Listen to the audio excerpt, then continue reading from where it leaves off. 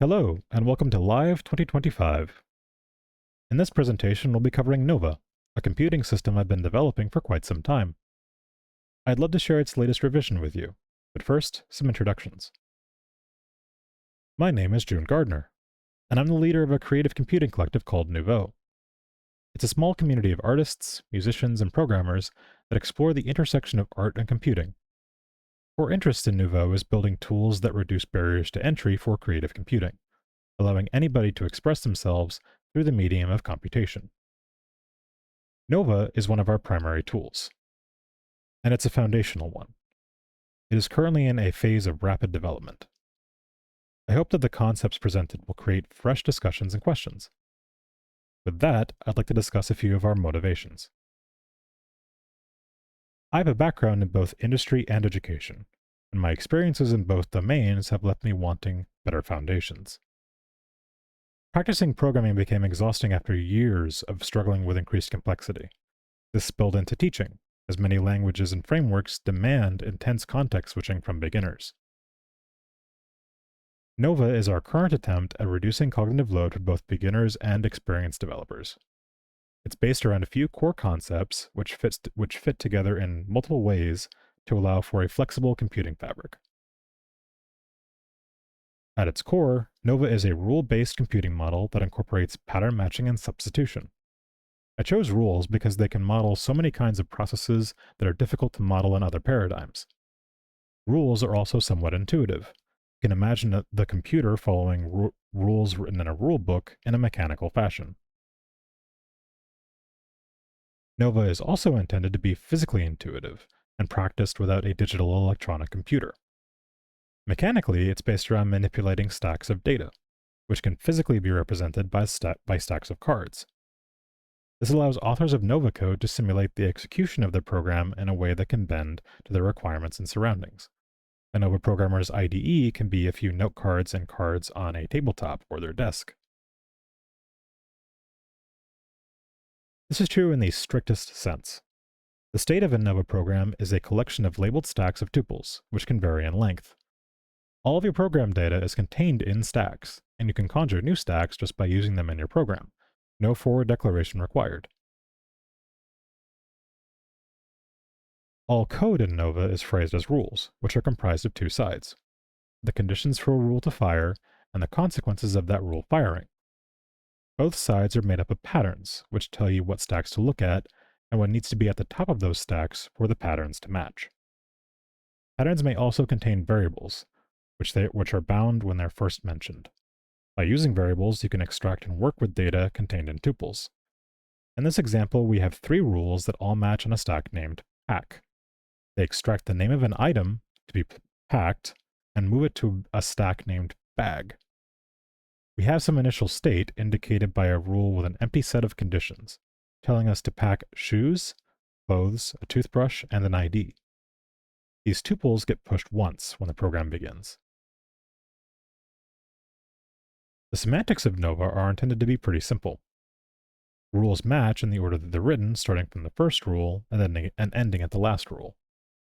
Each rule is tried one at a time, and if a rule matches, it consumes what it matched by popping those items off of their respective stacks and pushing new ones to their respective stacks. Once that's done, we start the process all over again at the top. If no rule matches, the system halts. Nova's execution always proceeds in these discrete steps. This is another example, detailing a search through a collection of items. We have three possible cases. We found the item that we're searching for, or we haven't found the item, but we need to move the item that we're looking at out of the way, or finally, we've searched through everything for the item in question, and we couldn't find what we're looking for. If it looks a bit like a recursive function call, it should. With rules and stacks, we can write loops in this recursive style pretty easily. You can imagine how easy it'd be to simulate a call stack, one you use entirely for coordination. This is a complex example, showing the starting code and main loop for a small game or graphical tool. Take note of the double colons. The empty string is a valid name for a stack in Nova. Simulating procedural programming while executing and mixing in cross-cutting rules lets you write programs that handle edge cases that are normally difficult to express in traditional programming languages. Nova's core concepts are intended to be light in your head. Your code is a bunch of rules, and your data is a bunch of tuples organized into stacks. These simple foundations buy you quite a bit in practice. For people interested in performance, all of the core concepts are incredibly machine-friendly in addition to being human-friendly. This also aids in the implementation of Nova. It's easy and fun to write your own Nova compilers and interpreters, and many individuals in Nouveau have done so. These concepts also give you benefits when using Nova in traditional programming environments and setups. Because computation happens step by step, you can pause, serialize, reload, and resume Nova programs, even mixing and matching state. This is incredibly useful for testing and rapid prototyping, and goes hand in hand with the fact that Nova is both compiled and interpreted. It's not possible to perform self-modification of Nova programs, and this means you can compile Nova not to just machine targets, but a wide variety of languages. Being able to bolt Nova onto complex programs opens the way to faster iteration times and more opportunities for collaboration. You can quickly move from an abstract sketch written in natural language to Nova code that actually functions with very few modifications. On top of this, the priority-based rule matching lets you do some pretty neat tricks.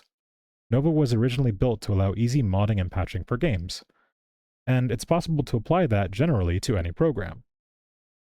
For example, if you define a new rule that overlaps with an old rule in an existing program, the old rule will become dead code, while the new rule will take over. This allows you to compose small patches together to yield larger programs.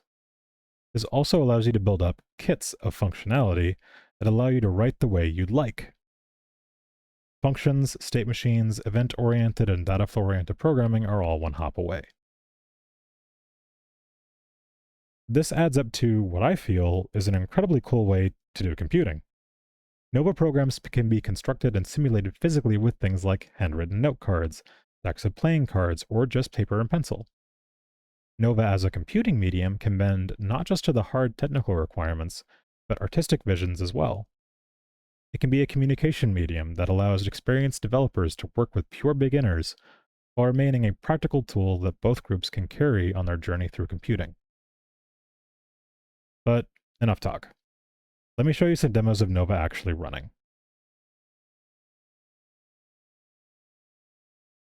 We'll start with the first example shown, written in a REPL. We define the 3 cases for packing items into our travel bag, and then we switch which stack we're going to be entering items into. Every time we enter a new item, it gets moved into the bag.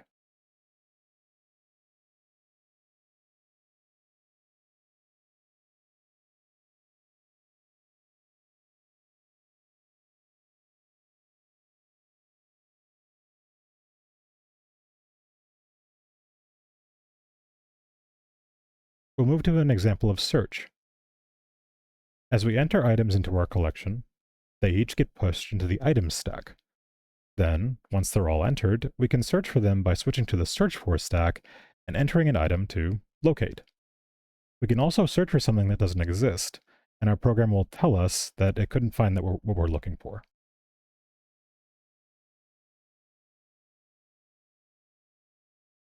Finally, we'll end with a more complex example. With Nova, I built a small framework for working with Windows, including graphics, keyboard, and mouse input. Here I'm demonstrating a small drawing program which defines a set of brushes that I can switch between using the keys 1 through 5. I can also switch my brush type between 4 brushes: circle, square, line, and cross. Using the plus and minus keys, I can increase and decrease the brush size. If I hit the R key, I can hot reload my code. I can define brand new brushes by overriding old ones. That patch let me draw confetti. And that's Nova. If you'd like to learn more, please see our very much under construction website, and feel free to drop by our Discord community. Thank you to all the team members and folks that have offered feedback and helped this past year. You have been invaluable. And thank you for watching. See you at the Q&A.